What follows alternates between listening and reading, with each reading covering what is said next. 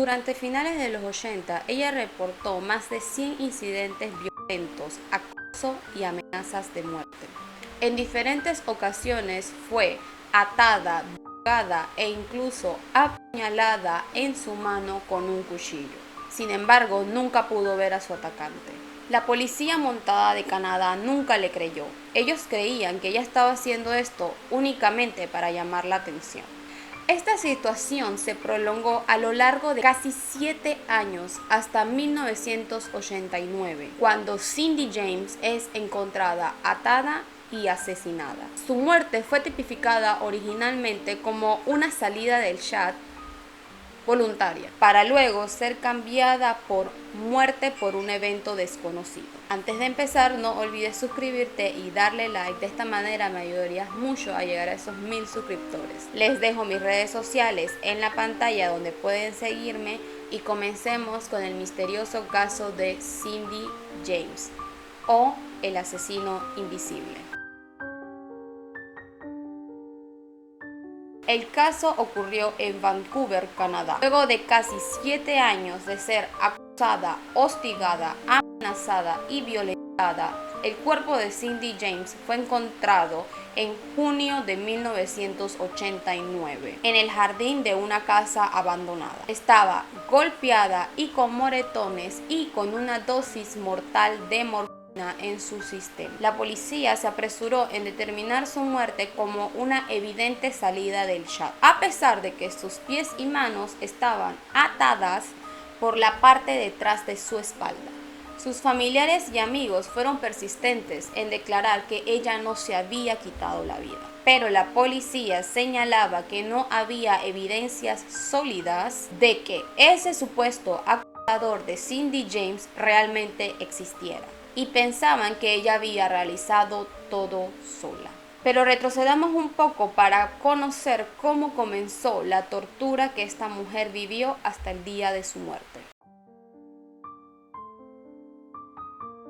Su nombre de nacimiento era Cynthia Elizabeth Hawk. Nació el 12 de junio de 1944 en British Columbia, Canadá. Su papá, Otto Hawk, era profesor y coronel retirado de las Fuerzas Aéreas Canadienses. Y su mamá, Jill Hawk, era ama de casa y madre de 6 hijos, siendo la mayor de estos Cynthia. Luego de terminar la secundaria, Cynthia se enlistó en la escuela de enfermería. Siempre había soñado con ser enfermera. Sus seres queridos la recuerdan como una mujer simpática, bondadosa, carismática y amable. Durante sus primeros años de estudio, la familia de Cynthia se mudaría a Francia debido al trabajo del padre, dejándola en Canadá para continuar sus estudios.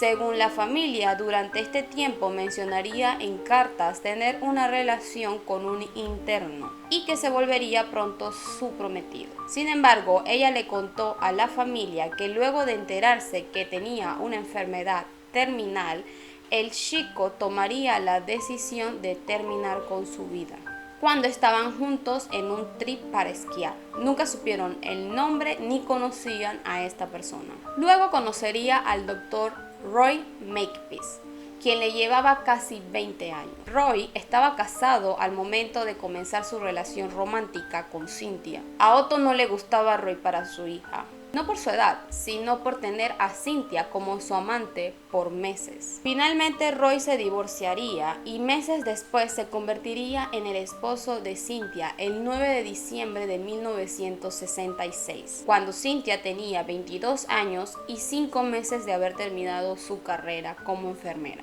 Todo parecía marchar bien. Cynthia amaba su trabajo en un centro médico infantil para niños con problemas emocionales y discapacidad, y su vida personal iba aparentemente bien. Hasta que en julio de 1982, con 16 años de matrimonio, Cynthia le pediría a Roy el divorcio sin dar mayores explicaciones, alegando que era por acuerdo mutuo. Sin embargo, Cynthia posteriormente declararía haber callado muchas situaciones de abuso en la relación, y Roy admitiría abofetearla solo 2 veces durante el matrimonio, como si 2 no fueran suficientes. Luego del sorpresivo divorcio, Cynthia consiguió una casa en alquiler en el este de Vancouver y solo 3 meses después comenzaría a recibir una serie de llamadas extrañas. La primera sería el 7 de octubre de 1982. Si bien la mayoría de las llamadas consistían solamente en susurros de su nombre, en una ocasión cerró las persianas solo para que la persona que llamara devolviera la llamada y le dijera que no tenía sentido esconderse, ya que sabía que ella estaba en la sala. Estas llamadas serían solo el inicio de una pesadilla que iría en escala para Cynthia. En las siguientes semanas, ella reportaría numerosos incidentes, desde que alguien había arrojado piedras a sus ventanas, roto las lámparas de su Porsche e incluso irrumpido en su casa y cortado las almohadas, hasta recibir cartas amenazantes con letras cortadas de revistas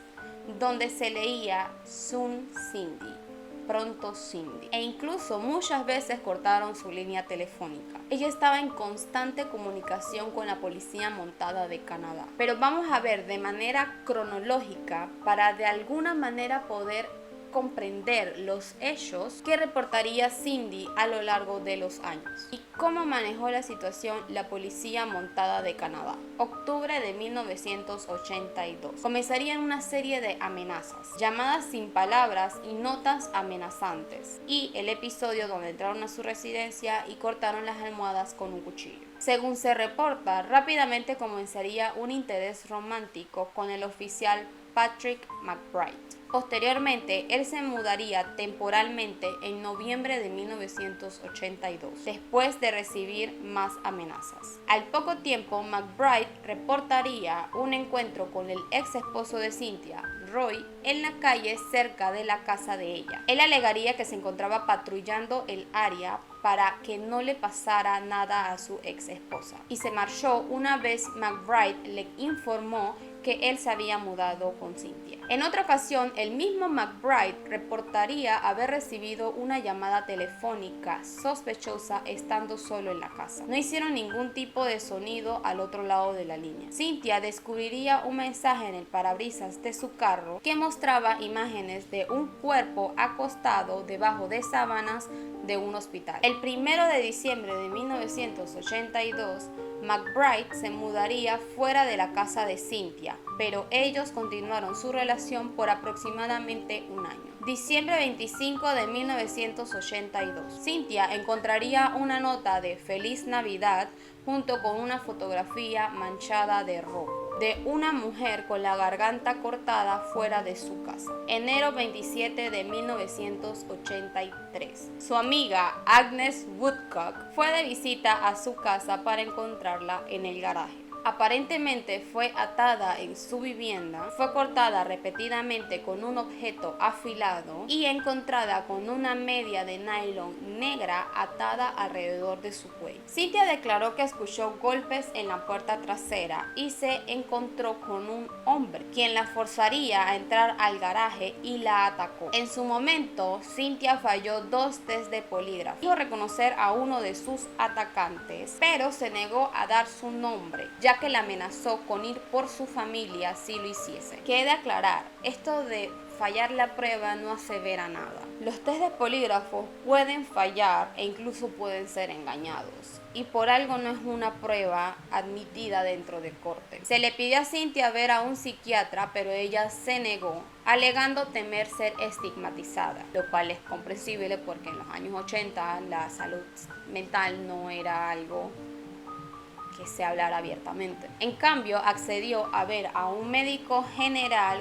con experiencia en asesoramiento. Octubre a noviembre de 1983. Encuentran 3 gatos muertos, uno con una soga en el cuello en el jardín, otro cerca de la puerta y el tercero cerca del garaje, diferentes días. Y una nota donde decía "You're next". Tú eres la siguiente. En este punto, Cynthia decidiría contratar a un investigador privado, Ozzie Cavan. Él le entregó un radio de 2 vías para poder estar en constante comunicación con ella. Esto nos llevaría al siguiente suceso ocurrido el 30 de enero de 1984.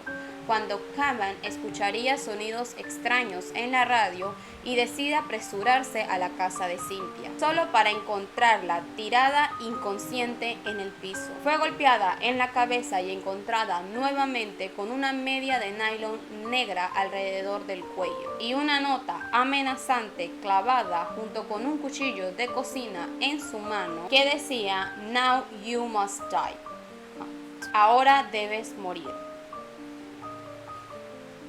PUTA. Posteriormente, Cavan declararía que Cynthia le había contado, que vio a un hombre aproximarse a la puerta y lo siguiente que recordaba era ser golpeada en la cabeza con un pedazo de madera o algo así. Luego recordaba haber sido sostenida contra el suelo y sentir una aguja en el brazo. Una nueva prueba de polígrafo resultaría inconclusa esta vez. I didn't know what I had, so I kicked the door in and entered. I found blood in the kitchen. I found her lying in the hallway where the radio was. I checked for pulse. As far as I was concerned, she was dead.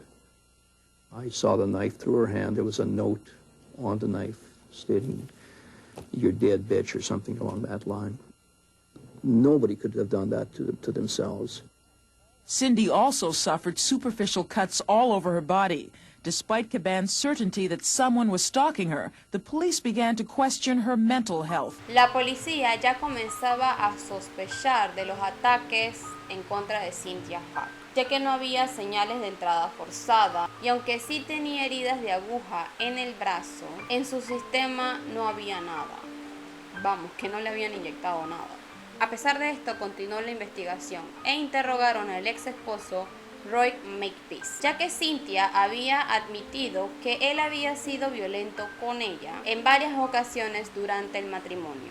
Roy declaró que su ex esposa era una persona psicótica con alucinaciones y personalidad múltiple. Negó severamente que estuviera involucrado en toda la situación. 18 de junio de 1984. Cynthia llamó en estado de pánico a Cavan, quien al llegar la encontró escondiéndose en el jardín y gritando que habían irrumpido en su casa. Al entrar, Cavan encontraría a la perrita de Cynthia, Heidi, temerosa, casi ahorcada con una cadena y una carta que decía "Feliz cumpleaños", junto con imágenes gráficas en el sótano de la casa. 23 de junio de 1984. Otro gato es encontrado muerto ahogado con una cadena en las escaleras del sótano de la casa. 23 de julio de 1984. Declaró haber sido atacada durante un paseo nocturno con su perrita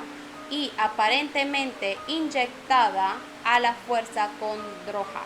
Una vez más tenía una media de nylon negra atada al cuello y nuevamente llevada al hospital. En octubre de 1984, mientras era tratada por un hipnoterapeuta, Cindy reveló un recuerdo reprimido de haber visto un doble homicidio, pero ocultó cualquier información adicional.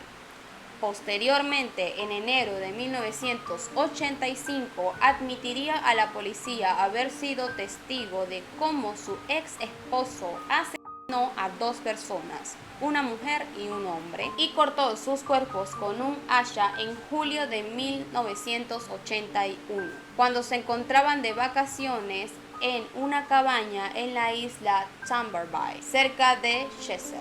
Y decía que Roy había frotado sangre de una de las extremidades de la víctima en su rostro. Más tarde se reveló que la propia hermana de Cindy viajaba con ellos y no recordaba nada malo. La policía intervino el teléfono de Cynthia Hart. En una ocasión, estando al teléfono con su ex esposo, ella acusó a Makepeace de ser responsable de sus ataques y lo cuestionó sobre lo supuestamente ocurrido en el 81, a lo que Roy respondió negando las acusaciones y tildando a Cynthia de loca y de estar comprometida con una enorme venganza fantasiosa. Are you denying it? Oh my God. I am certainly denying it. I always have denied it. I have absolutely absolutely nothing whatever to do with it. Después de este episodio, la policía colocó oficiales para monitorear la casa por turnos. Sin embargo, después de meses y más incidentes y de gastar $1 millón, supongo que de dólares canadienses, en el proceso, detuvieron la investigación. Nunca se encontró evidencia ni caso alguno sobre personas desaparecidas en la isla Charman Bay. 21 de agosto de 1985. Cerca de las 4:45 am, Cynthia reportaría un incendio en el sótano de su casa. Cuando los bomberos y la policía llegaron, atestiguaron una acalorada discusión entre Cynthia y Caban sobre que estaba paseando a su perrita a las 3:15 de la madrugada, y entonces fue que al regresar vio el incendio. Si tu vida corre peligro y tienes y vives con miedo por constantes amenazas y en constante mudanza, ¿te vas a ir a pasear a tu perro a las 3 de la madrugada? Pregunto nomás. 11 de diciembre de 1985. Es encontrada en una zanja en la Universidad de British Columbia, con una media de nylon negra alrededor del cuello, cortes y moretones en su rostro y piernas. Fue llevada al hospital debido a una hipotermia por el clima frío. Decía no recordar nada ni tener idea de cómo llegó al lugar. Su último recuerdo era haber salido en su hora de almuerzo a una farmacia. Abril de 1986. Su amiga Agnes se quedaba para ese momento en la casa de Huck junto con su esposo para hacerle compañía, esperando que así los ataques cesaran. Sin embargo, una noche Cynthia corrió a la habitación de ellos diciendo que escuchaba ruidos extraños. Tom Woodcock, el esposo de su amiga, bajó las escaleras hacia el sótano, descubriendo que el mismo ardía en llamas. Tom quiso llamar a los bomberos, pero la línea telefónica estaba cortada, por lo que corrió a la casa de los vecinos por ayuda. Es ahí donde dijo ver a un hombre parado en la vereda frente a la casa, y cuando quiso acercarse, el hombre salió corriendo. De aquí es que sale el nombre de el hombre invisible, por el cual se conoce también este caso. Los bomberos concluyeron que el incendio fue provocado y resultó en daños considerables. La policía sospechaba que ella misma había causado el incendio. Junio de 1986. Es ingresada en el Hospital Psiquiátrico St. Paul en estado depresivo y suicida por orden del doctor Alan Connolly, un psiquiatra que trataba a Cynthia desde el 83. Pasó 10 semanas en el hospital y 2 psiquiatras diferentes determinaron que ella había perpetrado sus propios ataques durante brotes psicóticos. Ella conservaba un diario durante su estadía donde se puede leer frases como: todavía siento que él salir del chat es mi mejor opción en una situación insoportable, y tan pronto como salga de aquí llevaré a cabo mi plan. Octubre a noviembre de 1986. Luego de su salida, Cynthia es despedida de su trabajo como coordinadora del programa de tratamientos para niños perturbados. Se muda nuevamente y cambia su nombre legalmente a Cindy James, nombre por el cual es reconocido su caso. Cindy James estaba acudiendo a terapia y su salud mental había mejorado considerablemente. No se reportaron más incidentes durante un tiempo, hasta que en agosto de 1987 comenzaron a ocurrir de nuevo los incidentes. Se apagaba la alarma de la casa sin explicación alguna, las bombillas del porche se aflojaban, daños a puertas en la propiedad. Cindy reportó que una ventana había sido quebrada en febrero de 1988, y así varios sucesos. 11 de octubre de 1988. La contestadora de Roy My Peace recibiría 2 mensajes de voz extraños. En uno de ellos se escuchaba una voz rasposa decir: "The other said, more smack, more downers, another grand when we trash the Cindy, dead meet soon. The transaction is over." Sería algo así como: el otro dijo, más bofetadas, más tranquilizantes. Otro grande cuando nos deshagamos de la Cindy, carne muerta pronto. La transacción ha terminado.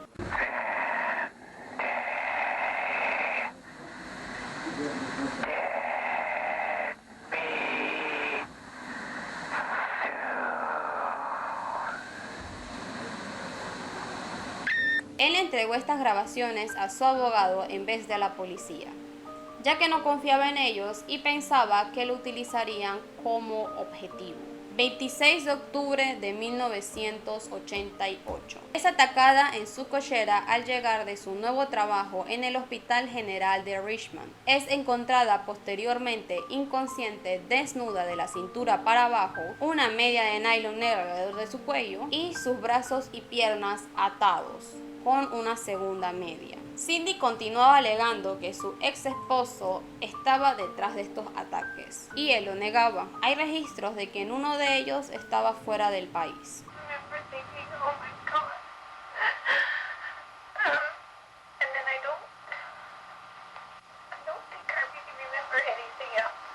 25 de mayo de 1989. Cindy James desaparece. A eso de las 4 p.m., fue a retirar su cheque de pago en el hospital donde estaba trabajando. Entabló una conversación con una compañera que luego reportó que ella estaba de buen humor ese día, ya que no había tenido incidentes las últimas 2 semanas. Luego se tiene reporte de que entró al Banco de Montreal, ubicado en un centro comercial. Unas horas después compró alimentos y un regalo para el hijo de una amiga. Alrededor de las 7:59 p.m., Cindy depositó el cheque en un ATM del banco, cajero automático. Cindy había hecho planes ese día por la noche para jugar a las cartas con su amiga Agnes, pero nunca llegó. Ella y su esposo Tom supieron que ella había planeado hacer unas compras ese día y se dirigieron al centro comercial que sabían que ella más frecuentaba. Así descubrieron abandonado en el estacionamiento del centro comercial el auto Chevrolet de Cindy, el contenido de su billetera debajo del carro y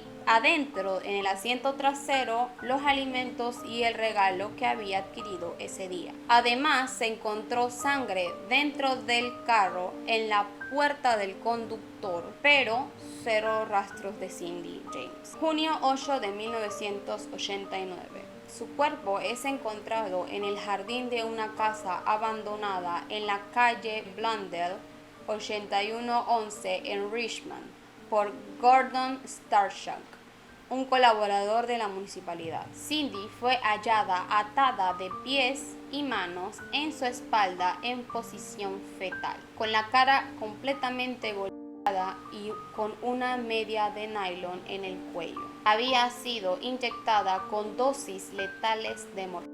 Su cuerpo fue encontrado en una propiedad que estaba cerca de una intersección en una de las calles principales, siendo una de las más transitadas por transeúntes o peatones. De acuerdo a la descomposición del cuerpo, se cree que Cindy murió alrededor del 2 de junio de 1989. La autopsia determinó que Cindy había muerto por intoxicación debido a un cóctel de drogas, morfina, diazepam y flurazepam en grandes cantidades. El informe de toxicología develaría que tenía 10 veces la dosis letal de morfina en su sistema, y en base a un examen del contenido de su estómago, una toxicóloga determinó que Cindy había ingerido vía oral aproximadamente 20 tabletas de 30 miligramos de flurazepam y muchas de diazepam. No se pudo determinar el método por el cual se había administrado la morfina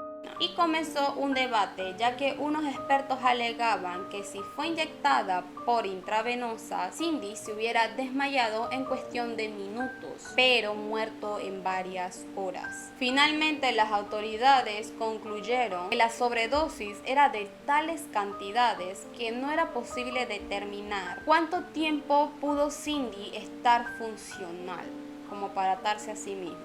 La policía alegaba que se trataba de un evidente salida del chat o accidente, basados en la hipótesis de que ella misma era la responsable de sus constantes denuncias de acoso, hostigamiento y asaltos. El padre de Cindy, Otto Haack, denunció que la policía realmente no investigó la posibilidad de que su hija hubiera sido asesinada. En cambio, se dedicaron desde el inicio a probar que su hija había cometido declaró: "No hay manera de que ella fuera capaz, después de ingerir tales cantidades de drogas, de atarse a sí misma". No había absolutamente nada en la escena del crimen que indicara que ella había utilizado una jeringa.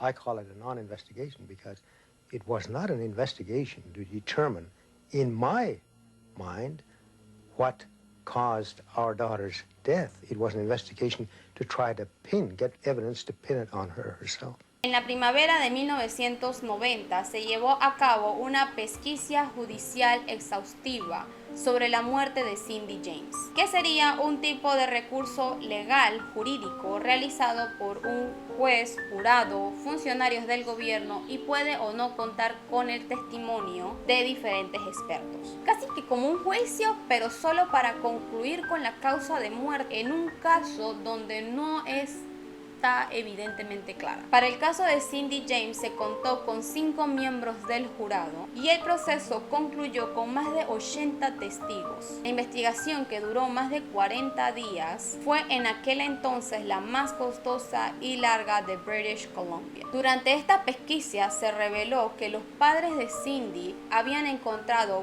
poco tiempo después de su muerte gran cantidad de medicamentos diversos en su casa, entre ellos sedantes y antipsicóticos recetados por psiquiatras. Los desecharon tirándolos por el inodoro. Hicieron mal porque ella era una paciente psiquiátrica, normal que tuviera medicamentos recetados por sus psiquiatras. Pero bueno, la estigmatización del entonces y el hecho de que estaban diciendo que su hija había decidido quitarse, pero no sé. Se proporcionaron testimonios de varios psiquiatras y psicólogos, incluidos aquellos que habían tratado personalmente a Cindy James a lo largo de los años. El doctor Paul Termanson testificó que creía que ella padecía un trastorno de personalidad histriónica, mientras que el doctor Wesley Friesen, psiquiatra de Cindy desde hace muchos años, afirmó que sospechaba que Cindy tenía un trastorno límite de personalidad con elementos de trastorno de estrés postraumático.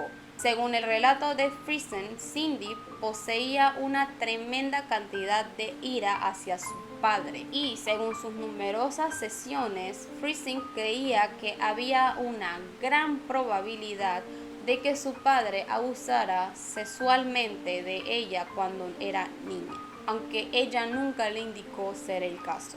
He testified, "My personal relationship with James continued to heighten, but all along I felt she was holding back or concealing information that could solve the mystery." Se intentó discernir si Cindy había sido capaz o no de atarse a sí misma en el estado que se encontraba, usando una media de nylon del mismo tamaño que se encontró en la escena. Y el experto en nudos, Robert Chisnall, demostró en la corte cómo ella pudo atarse a sí misma en 3 minutos antes de que las drogas hicieran efecto. La pesquisa concluyó el 25 de mayo de 1990, irónicamente un año después de la desaparición de Cindy. Luego de deliberar, el jurado no fue capaz de determinar si la causa de muerte fue homicidio, suicidio o accidente, por lo que se determinó que Cindy James, de 44 años, había muerto por un evento desconocido y el caso se cerró. Así que sí, nadie está investigando ni ha investigado a lo largo de todos estos años este caso y lo que realmente le ocurrió a Cindy James. Quedan múltiples preguntas que permanecerán sin responder. Ella pensaba de salirse del chat. ¿Por qué iría al supermercado? ¿Por qué haría planes con amigos? Ella estuvo 13 días desaparecida. ¿Dónde estaba?